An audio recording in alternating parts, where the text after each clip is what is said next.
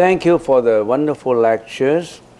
Please tell us how to eliminate self. Well, how to eliminate self, it has taken me 50 years, and I'm still practicing on it. How can I tell you in one session like this? I'm trying to work towards it. I haven't really completely eliminated myself, my ego, my seven consciousness, and how can I tell you? However, I can tell you that to eliminate the self, there are, put it very simply, there are three ways to start with. Three ways. The first one is Vinaya and Precepts. Vinaya, Precepts. Just say Vinaya, okay, Vinaya. The second way is meditation or concentration. The third way is wisdom. So you need Vinaya, you need meditation or concentration, and then you need wisdom in order to eliminate yourself. So what is Vinaya? Vinaya is a Sanskrit word. If we use English translation for it, there's certain discipline and rules that would guide you to do the right thing. So in order to start your practice, first of all, you have to prevent or try to delay the adversive or unwholesome karmic energy working on you, because we have been creating a lot of negative karmic energy confronting us. That's the reason why we have gone through all these human experiences of suffering. For example, aging, sickness, death, living with hated ones, departing with loved ones, and all these mental defilements that dominate you: depression, anxiety, hatred, jealousy, vengeance, etc., etc. That's individualistic. But on a macro level, tsunami, earthquake, wars, epidemic disease, genocide in some other countries, suppressions, killings, calamities, you name them. There's so many things in this world, right? And why is this created? It's because people behavior has gone out of proportion in a bad way, either in previous life or in this life, especially in wars and domination. So in order to prevent or delay karmic energy on you, first of all, you have to set up your morality standard. There are certain things that you cannot do. You cannot just do as you please. I can do anything I want as long as it pleases my senses. That's not the right way, because there's a criminal's view of human experiences. I can do whatever I want as long as I'm happy. I can kill, I can do anything I want, lie, as long as I'm happy. Well, that's a criminal's way. So you have to set up your morality standard. There's certain things that if you create unwholesome karma, that would be devastating on you. I'm only talking about the first medicine, which is Vinaya and Precepts. Imagine if you commit killing, what's the consequence? You're always killing animals. That's accepted, because nowadays you can kill animals for food, but if you're killing humans, you can be accused of murder. If you can be accused of sexual violence, you can be accused of many accusations that you have done. So you must stop being accused or stop your action from performing those bad deeds. Otherwise, you're creating unwholesome karma that obstructs your practice. So you want to practice, right? You want to go to the spiritual, I call it spiritual odyssey or spiritual enlightenment. Then you have to stop karmic energy, especially unwholesome karmic energy, acting on you. If you start killing, lying, sexual misconduct, intoxicating, drinking, all these bad causes to you, you only have time to suffer. you don't have any time to enlighten yourself. So first, raise your morality standard. In other words, to give you a very simple example, if you want to be a good student in your learning process, you must observe the rules of the school. If you start to bully other people, if you start to be lazy and not attending classes, if you are cruel, if you are disobedient, you can't even be a student in the school. You have to raise your own morality standard first. That's the precepts that we are observing. Abstain from killing, abstain from sexual misconduct, abstain from lying, abstain from stealing, abstain from flattery, abstain from cursing, you abstain from intoxication, abstain from nurturing greediness in your mind, and stop all those greediness actions and all that. There are a whole canon of Vinaya and Precepts that the Buddha suggested to us that we follow. In other words, discipline yourself first. We can't learn it without discipline. Imagine if we're back at a meditation hall, if you can do anything you want without discipline, how can we meditate? I've gone through those experiences. There are people who came for the first time into meditation. Some people, when people are meditating, they do yoga. They lie on the floor and doing yoga exercise. Have you seen that? I've seen people who just like a reclining Buddha, lying on the taking up 3 spaces and say, I've been practicing yoga. But we're yoga anyway. You are yogi, right? I said, we're not yogi. So if you can do anything, some people, they do yawning and they're brooding like a philosopher like that. They don't want to meditate. They just, they do whatever weird behavior in there. And there's so many rules and regulations you have to follow in the meditation hall. Some people put on pungent smell, fragrance, perfume, and they really ruined the senses of others. Imagine you're sitting to someone who put on pungent smell shampoo by your side with long hair. They just have a shampoo this morning. How can you meditate with such pungence of smell in your neighborhood? So we must have regulation that do not wash your hair with pungent smell, fragrant, before coming for the meditation. And do not jog for 2 hours, sweating the whole body and come for meditation, because your sweat produces smell that disturbs other people. So if we don't have regulations and rules, how can we live in a society with harmony? So the Buddha said, first, discipline your conduct first. Anyone in the society would agree. You have agreed to that since you were a school child. That you're not allowed to bully others. You have to obey the teacher in his instructions. All right? So that's the first thing.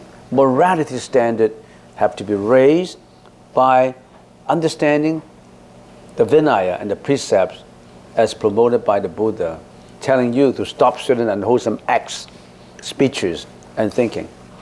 And then the second is, because all this, raising the level of morality standard only deal with your crude thinking, with your behavior that's already tried to express. But I could be a student that, you tell me to observe all these regulations. I'm a rebel. I hate this teacher. I don't like my students. I don't like my fellow students. But I control it. I'm ADHD.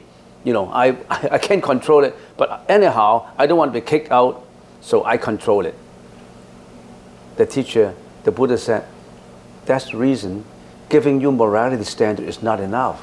Because I only control you using discipline, but I have to change your mind.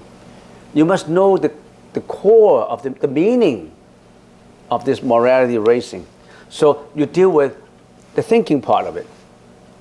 First of all, you have to focus. You have to do meditation in order to get into in order to get into a mind that you want to be cooperative. John cannot just be forced to cooperate with his fellow students.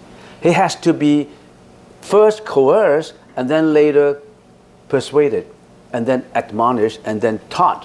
Why? The meaning of it. Why do you have to behave like that, Tom? Because you cannot disturb others. You cannot hurt others.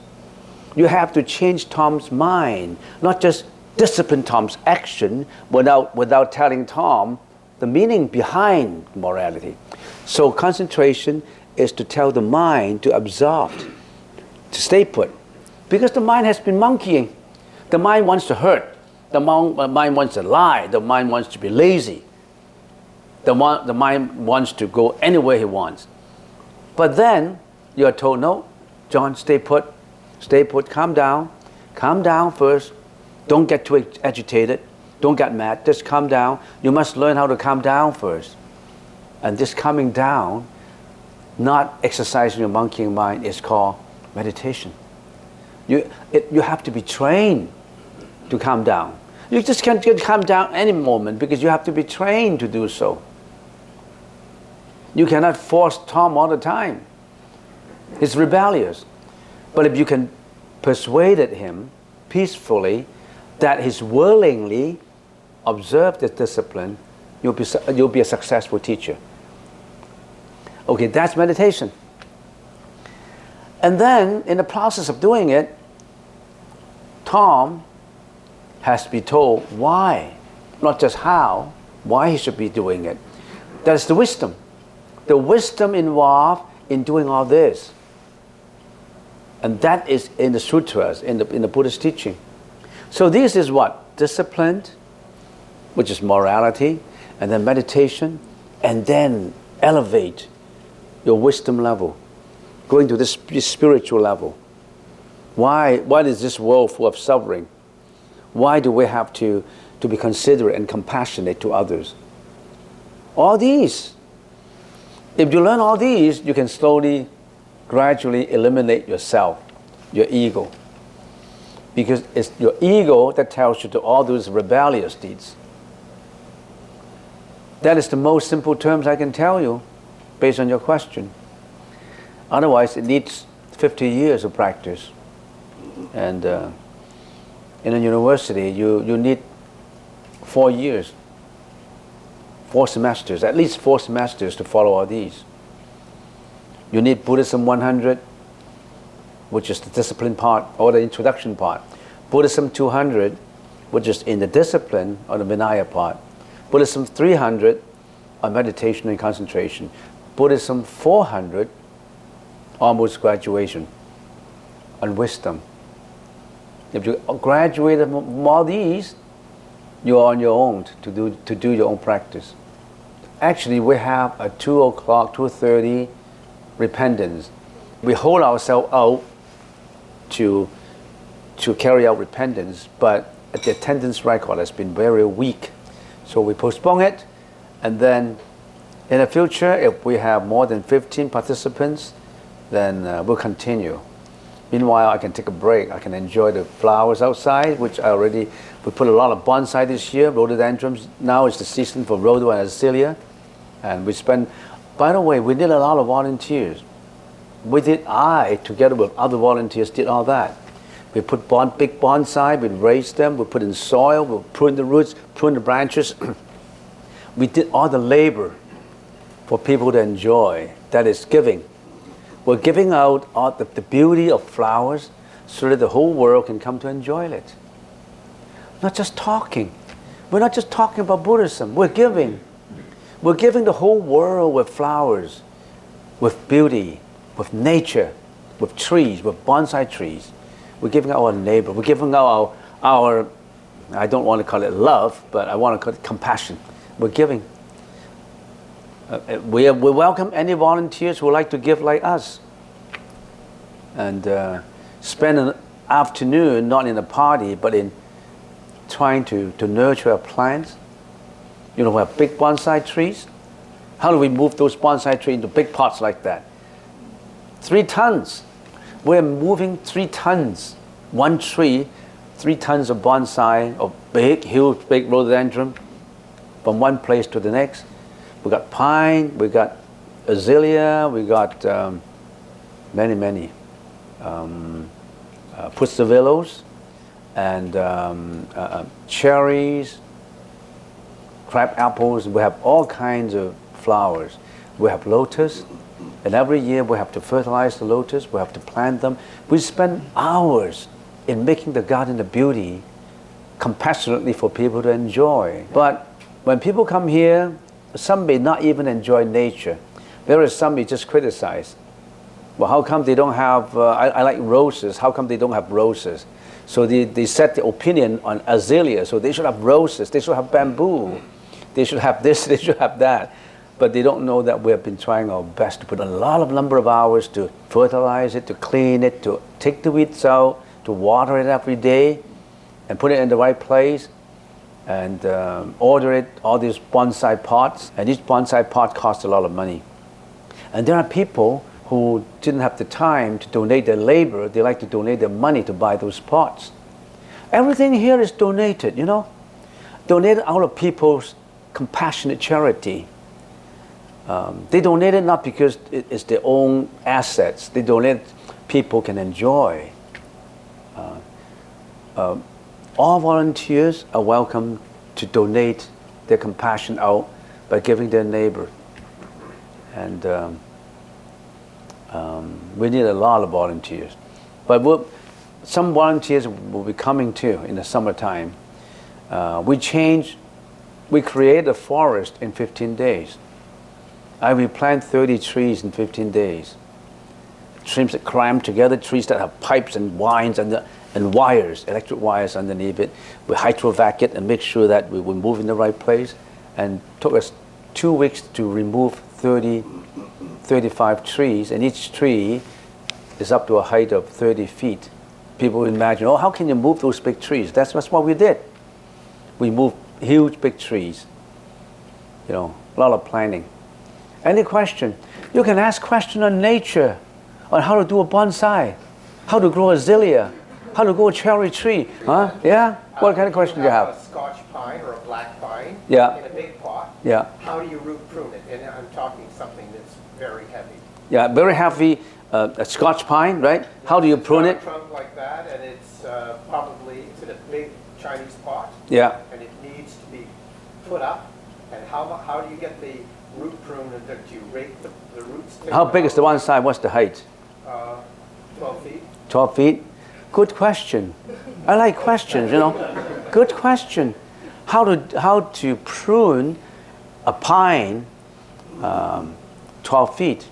Well, you have right now two things. You've got the candles right now, the candles on the pine, the little shoots. Yeah, the little shoots, you have the candles on the pine, yes, right. And the root pruning. Yeah, okay. First of all, you have to find the right timing. Now is not the time to prune anything. You only can prune a bonsai's roots, any tree's roots, before spring, preferably before March. If you do anything in April, it's already too dangerous because the roots start to grow. So every time you want to prune something, prune branches is easier. You can, in some trees and some pine, you can prune any time. But if you want to replant it, put in new soil, new fertilizers, first of all, you must know the when, the how, the why, and the where. When? Before March. Or when the trees are sleeping in the wintertime. Say from, if it's too cold, you can't move it. So preferably say from February to mid-April. That's the time when you change pot, prune roots. And then the pine, you can do it anytime. But you have to maintain a good balance.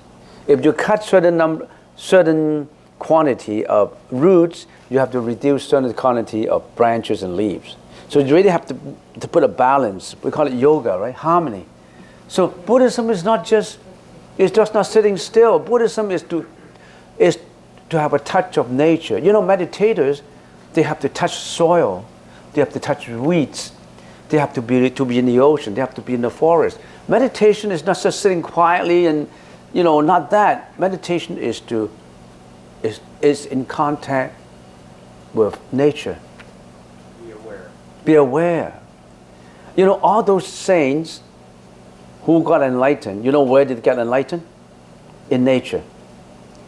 Buddha Sakyamuni got his enlightenment under the Bodhi tree. Not under a concrete building like this. Not under a concrete roof. Under a natural Bodhi tree. Confucius, that's one of the saints of Chinese, got his enlightenment and taught his students in a forest of apricots. And many of the masters, they touch soil, touch plants, in contact with nature. So you cannot be a silly man. You have to love nature. Nature is part of life. Helen Keller said, she was blind. She didn't have any, she was deaf. And she said, every time when my friends came back from a forest, she said, every time when my friend came back from a forest, I was always interested in what did he see. And I always asked the question, what did you see in the woods? After walking for an hour or so, and usually I got disappointing answers. The answers is usually like this, nothing in particular. And then Helen Keller said, how come someone who went into the woods to enjoy nature came back and tell me nothing good in particular and nothing bad? How can that be? Very disappointing. All those who have eyes do not know how to appreciate their eyes until they are blind. All those who have ears are only listening to praises and criticisms of others. They don't appreciate the sound of nature, the chirping of the birds, the waves, the pine moving in the wind. All this is enlightenment. Enlightenment does not only come from words and from the monk's sermon. Enlightenment comes from nature too. So I always like to go into the nature. I always want to hear the flow of the waterfall. I always want to smell the fragrance of the grass. I always want to see the frogs frogging in the woods. Nature, love. If you don't have love for nature, you don't have love for life. Some people don't love nature; they only love the pet dogs. And I got one friend, a young lady, about 35, single, divorced, came with mom and dad in the 70s and 80s. Her dog, the lady's dog, a 36-year-old lady, the pet dog passed away, which she had for a number of years. She was so grief-stricken. Even 6 months later, she was still thinking of the dog. And in front of his parents, and in front of me, because it was so grief-stricken, the parents wanted me to talk to the lady, and the lady said, I wanted to pass away with my dog. The lady was so disappointed. The parents gave birth to you, and you want to die with the dog? Dog is valuable, but how come you want to give up your life because you're grief-stricken? You're so grief-stricken that I want to die with my dog. Did she have anything better to contribute to human life? She actually can be a volunteer in here and not thinking about a dog. This is the example that I'm giving you. See, you ask questions and I can linger on for another 15 minutes. Any more questions? Interesting question. Timing, how? How to do it? You have to prune it. How do you prune it? In what way you're pruning it? And how do you lift a tree trunk out of the pot when it probably weighs 400 pounds? 400 pounds you have to have a mini excavator. 400 pounds, right? So you have to tighten it, the trunk, and then have the what do you call that? The sling. Go-to sling go up, and put it on. Even you can put it on a forklift, and then you lift it up. Lift it up from the ground. But first of all, you have to dug the surrounding to make sure that you maintain the root ball. You can't break the root ball. You break the root ball, the plant will be dead. The survivability, if you're breaking the root ball, is less than 50%. 50%. So you actually dig the side, or if the root ball is huge, you ask a vacuum vacuum company. They can actually go around, use hydrovac to hydrovac the edge so that everything is detached from the soil, leaving you just the ball, and leaving the wire untouched, uncut on the side, or the pipe, or the sewage. And then you can lift it up. When you lift it up, then it's ready to go into your pot. So you paid about I think about at least $700 per hour for the hydrovac person. But it's a 12-foot tree, is worth it. It depends also on how good the tree is. If it's not in the bonsai shape, how to shape our bonsai, how to shape our trees that they look good, you require a lot of, but nowadays we can study from Google. Get into how, Penjing. Penjing, there's certain ways that Penjing should look, but you really have to learn, you have to be artistic. So you have to be artistic to do bonsai. Art is a very important spiritual aspect of life. Anyone who does not like art, it's very difficult for you to be successful in your enlightenment. Because if you don't like arts, you don't appreciate life. Living is an art. Growing is an art. If you don't like art at all, you're only number crunching. If you're only a scientist who's not interested in anything but creating atomic bomb, then I don't think you can do meditation. Oh, I see. You cut down a tree. Oh, there's so much you have to know about cutting down a tree. First of all, if you cut down a tree that is more than 5 feet, you really have to be very serious about it. Because trees have life, and there could be spirits attached to a tree. First of all, you have to give evacuation notice. You have to write out something that this tree, because out of necessity, it needs to be removed so that we have to make room for a temple or make room for habitation for humans. So please, any spirits residing on the tree, please, after 7 days, you move to another tree. And we plan to take out this tree and plant it somewhere else. In case we'll hurt you, so make sure that you leave before the 7 days time limit is up. So you really have to post a notice to the tree and post also to the neighboring trees in case they don't know. And then, they don't laugh because all these trees, we treat trees as lively, Trees are not dead trees. You cannot just ruin a tree, chop down a tree anytime you want. It's a living organism. It's not a sentient being. We still need to prove whether a tree has sentient feeling. We humans are sentient beings because we have motherly love, brotherly love, we are all these. A tree, we cannot prove that a tree has that kind of love. But a tree is living, is growing. So if you cut down a tree, you have to give it notice. More than just giving a notice, you have to do a ceremony to make sure that they notice well, make sure that they know. You have to chant mantra. We have special mantras for chanting. You have to announce your intention. I always announce my intention. In 7 days, we're going to move these trees because we want to make a kuti for people who practice Buddhism, a hut, and we want to remove this tree to build a hut on top. Please go to another place and we'll replant it in 7 days. That's what we always do. And then we do a ceremony, a chanting.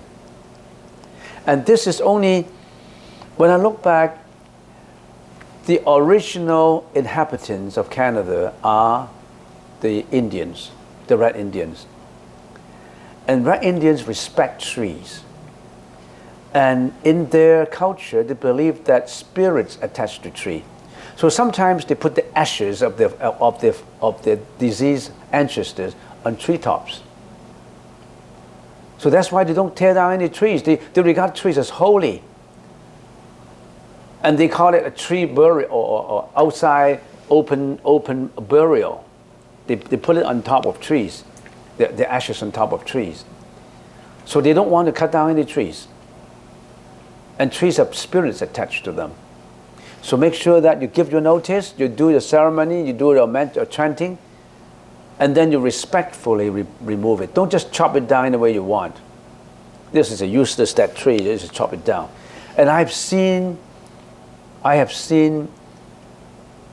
immediate retribution for people who are cruel to trees.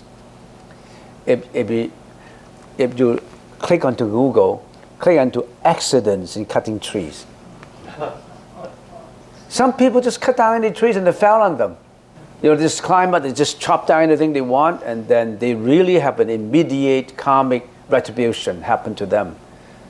And some of these people, the tree fell down, and if a big tree fell on the human body, it could be 1 ton. Immediate death. So when you go out to the trail to have morning walk in the forest, you just don't, you have to have helmet, you know, climbing, you know, helmet, and you really have to watch all this, you know, are there any dead trees nearby? And you don't walk in the forest when it's too windy. If they blow down trees, they can land on you, you're dead immediately. So you want to make sure that those trails are safe. And not only for you, but for people. A compassionate person walking a trail would report a tree that's about to fall because they don't want to land it on people. Some people just say, oh, this tree is going to fall. Oh, I'm not falling. This one not falling on me. And they just walk by and never report it. You should report that tree. On certain road, this tree is going to fall down. It's going to hurt someone. And make sure that the government remove that tree so that no one will get hurt. There are reports that people get accidents, hit by trees, especially big trees.